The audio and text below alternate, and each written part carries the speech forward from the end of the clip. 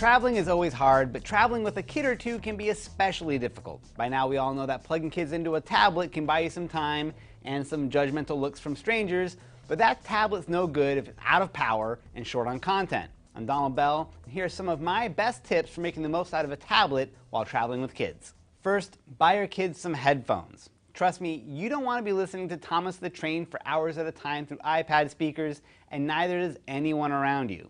Small kids will often find earbuds uncomfortable, so pick up some affordable, kid-sized headphones. For a grade school age kid, a closed-back pair of Panasonic RP-HTX7s will keep sound from bleeding out, and they're comfortable to wear for a long haul. If two kids are listening to the same iPad, a $5 headphone splitter is pure gold.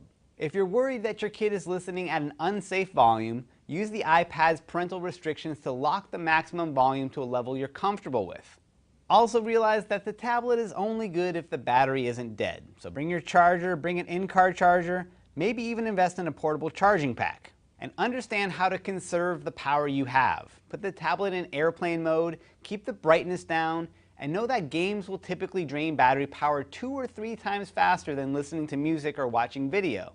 So avoid games if you can, especially graphically intense games like driving games or first-person shooters. Instead of games, video is your best friend, but forget about Netflix or any streaming video if you're on the move. It's too unreliable and you're just asking for a meltdown when the video doesn't load.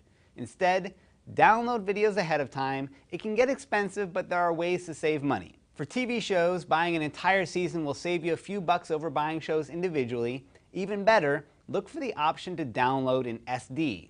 The standard def version can be substantially cheaper, and it's nearly impossible to tell the difference on an iPad.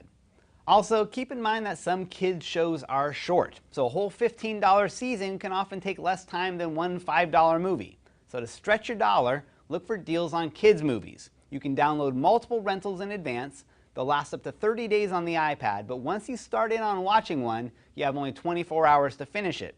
In addition to rentals, it's worth paying full price for a few tried and true gems that can stand up to repeated viewings.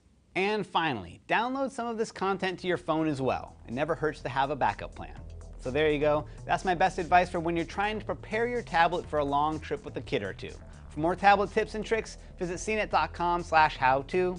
For CNET, I'm Donald Bell.